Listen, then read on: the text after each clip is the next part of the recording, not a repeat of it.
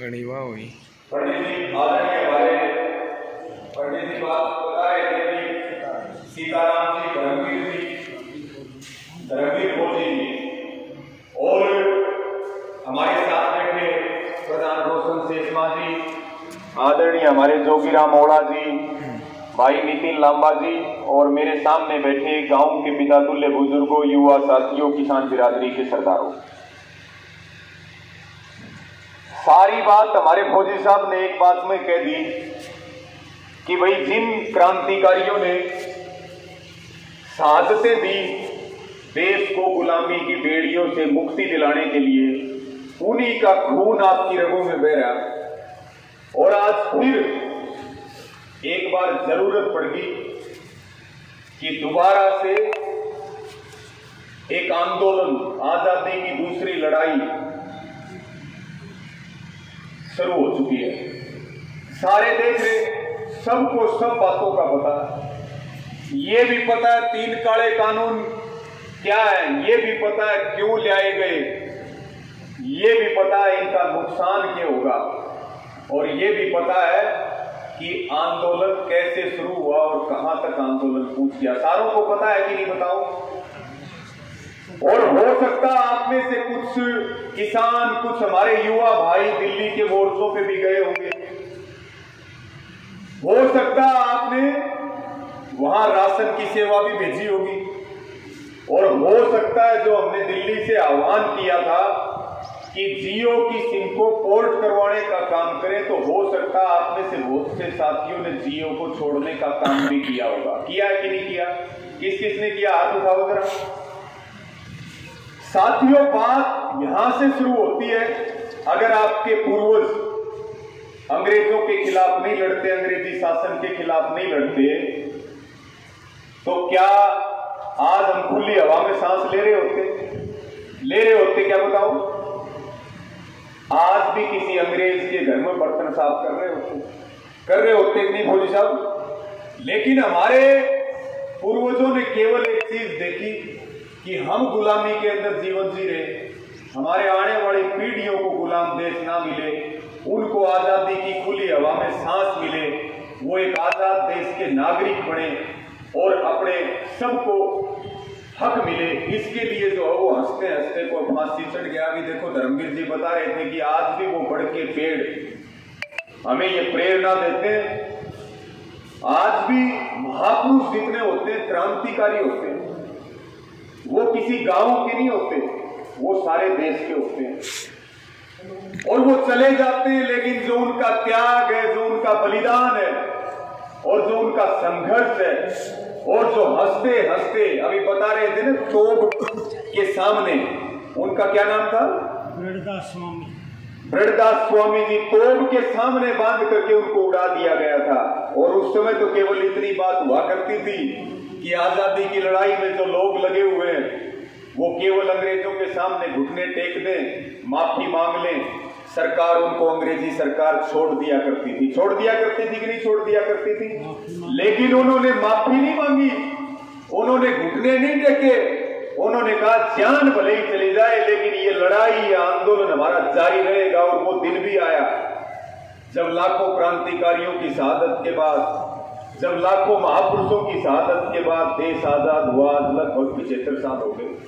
लेकिन मैं आपसे पूछना चाहता हूं, क्या किसान आज आजाद है क्या? बताओ, क्या गरीब आदमी आजाद है? आम आदमी आजाद है? नहीं। आजादी किसको मिली?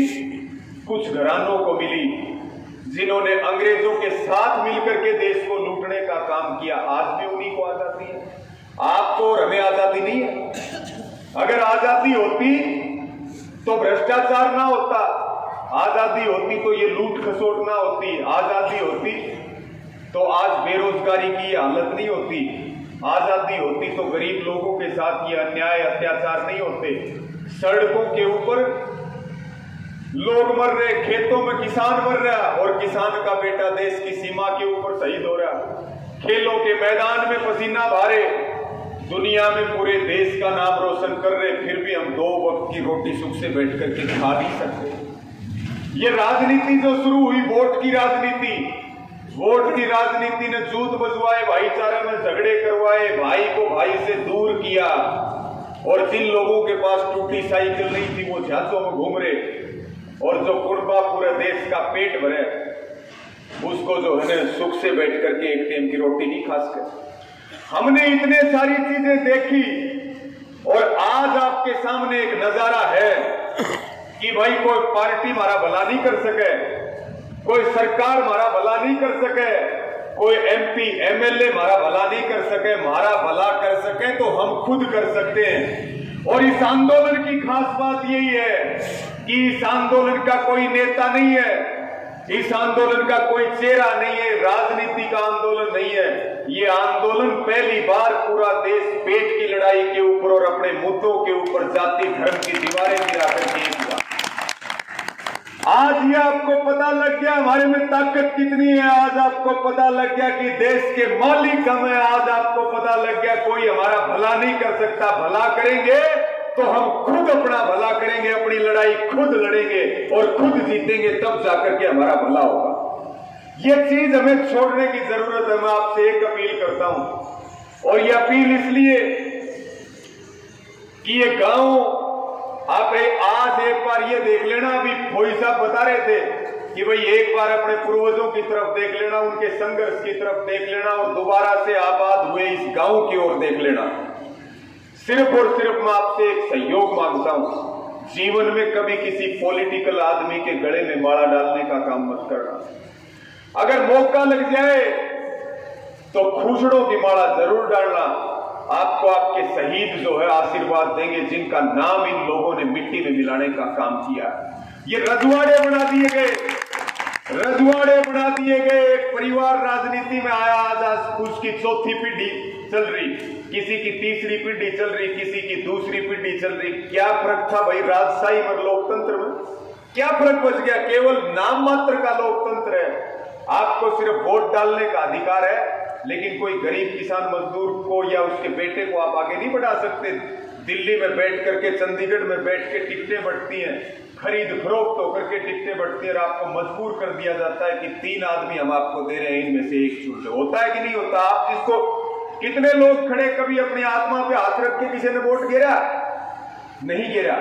अब सरकारी नौकरियां रही नहीं है, देश को बेचा जा रहा, सारा देश बिक रहा। 3 कानून बना करके देश बेच दिया।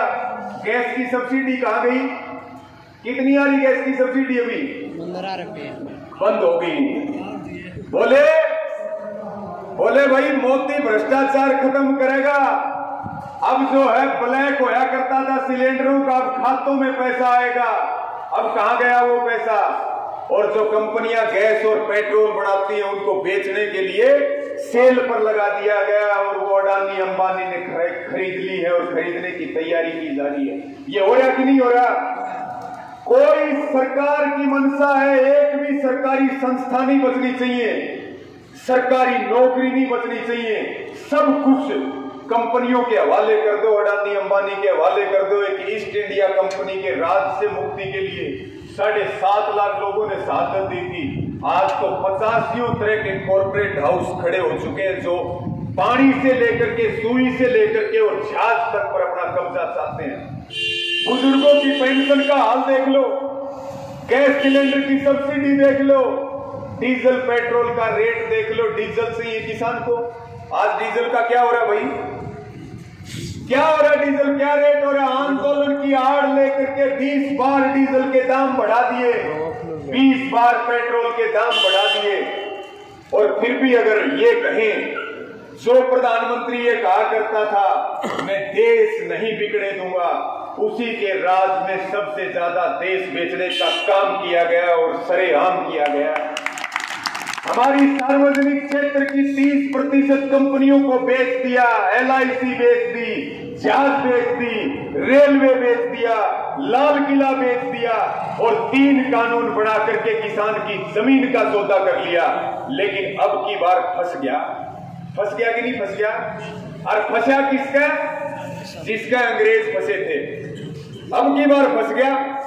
इब के सूत आ गया, सारा देश जुड़ गया, आंदोलन खड़ा हो गया। और आज मोदी को जिन लोगों ने वोट दिया उनको क्या कह रहे, ये कांग्रेसी है, कह रहे कि नहीं कह रहे? हमें कांग्रेसी बता रहे, खालिस्तानी बता रहे, पाकिस्तानी, चीनी बता रहे।